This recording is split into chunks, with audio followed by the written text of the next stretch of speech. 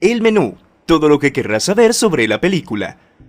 Un largometraje que, aunque a simple vista parece ser una cena de degustación de alta cocina, acabará convirtiéndose en una auténtica pesadilla para los comensales. Eso sí, puede que este largometraje no sea apto para todos los gustos. Hola amantes del cine, esto es Cine en Casa. Hoy te traemos el menú, todo lo que querrás saber sobre esta película. Antes de continuar, me gustaría que le dieras manito arriba al video y que te suscribas a mi canal para que no te pierdas mi contenido. Ahora sí, comencemos.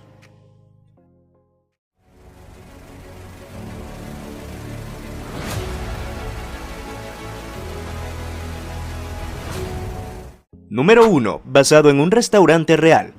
La idea de la trama de la película se le ocurrió al guionista Will Tracy mientras disfrutaba de su luna de miel en Virgin, Noruega. Fueron al restaurante Cornelius, que se encuentra en una isla privada, y a la que se trasladaron en un bote.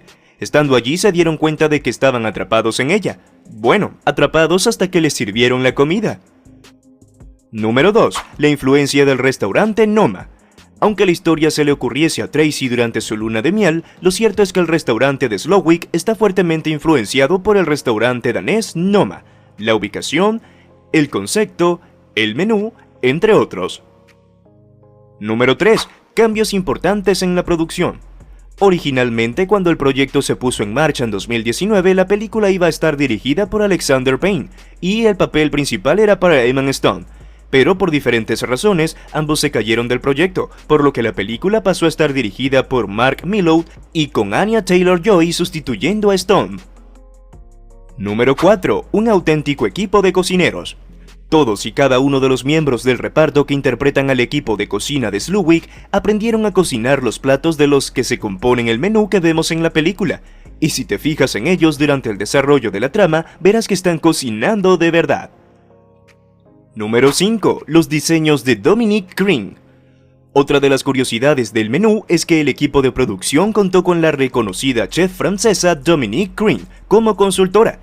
Aunque la cosa no quedó allí, ya que la única mujer chef en los Estados Unidos en obtener 3 estrellas Michelin en su restaurante Atelier Green fue la encargada de diseñar los platos del menú del chef Slowik.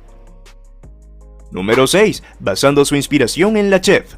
Para prepararse el papel de Slowik, el actor Ralph Fiennes tomó como fuente de inspiración a la chef Dominique Green. Un buen ejemplo de esto es que si por algo se caracterizan los menús creados por Green es por tener forma de poemas, lo que Slowik también hace en la cinta. Número 7. Un guiño a Gordon Ramsay. En una de las escenas de la película vemos que el chef Slowik llama burro a Richard, un guiño al insulto que suele utilizar el chef Gordon Ramsay. Número 8. Guiños a restaurantes reales. Otro restaurante que también fue fuente de inspiración para la película fue el Faviken del chef Magnus Nilsson. Si por algo es conocido este restaurante es por obtener sus propios ingredientes, incluido el pescado, tal y como hacen en Hawthorne. ¿Y el ahumadero de carne que vemos en la película? Pues aunque no lo creas, también está basado en el restaurante de Nilsson. Número 9. Las tomas de la playa. La escena en la que vemos a los invitados llegar a las playas de Hawthorne fue filmada en Driftwood Beach en Jekyll Island, Georgia, Estados Unidos. Número 10. El personaje de John Leguizamo. El actor John Leguizamo interpreta a una estrella de cine de acción fracasada cuyo perfil lo basó en Steven Seagal. Leguizamo tuvo una muy mala experiencia con él cuando filmaban Decisión Crítica en 1996, a raíz de la cual se refirió a él como un humano horrible. Si te está gustando el video, no olvides suscribirte, dejar tu like y darle a la campanita de notificaciones para que no te pierdas ningún video. Número 11. El mito griego de Tántalos. Según indica un artículo que tiene guardado Slowik, el chef anteriormente trabajó en un restaurante llamado Tántalo. Este es el nombre de un personaje de la mitología griega que invitó a los dioses a cenar a su casa, pero les engañó. Mató y cocinó a uno de sus hijos para poner a prueba su omnisciencia.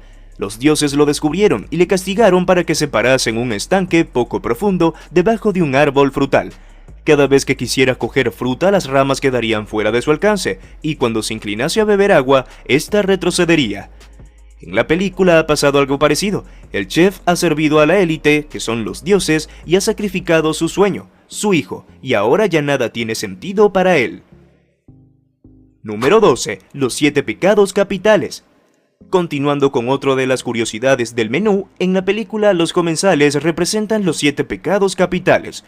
Avaricia, Soren, Dave y Bryce malversaron fondos. Gula, Tyler que está dispuesto a morir por la comida. Lujuria, que Richard engaña a su esposa. Envidia, donde George, el actor fracasado. Pereza, la madre del Slowick, que no hizo nada para detener el abuso de su marido.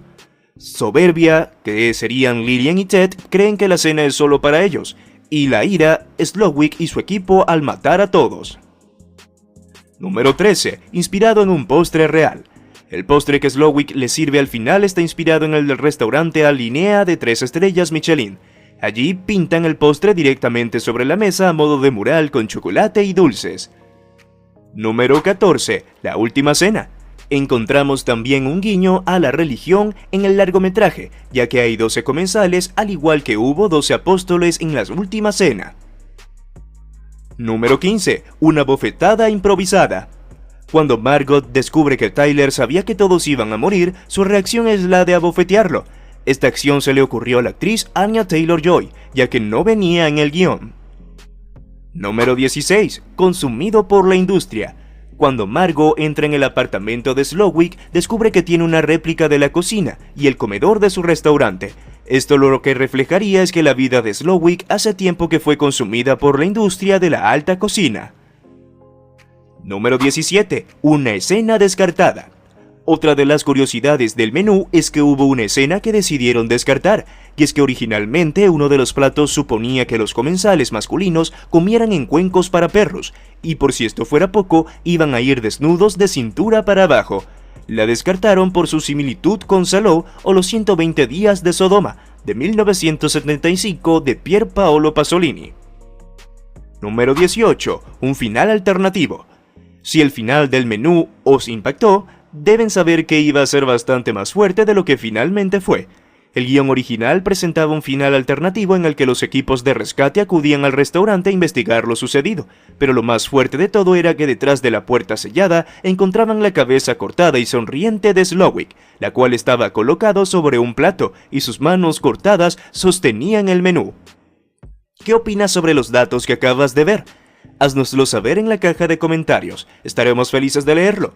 Si disfrutaste este video, asegúrate de darle me gusta y de ver el siguiente que he preparado exclusivamente para ti. ¡Hasta la próxima!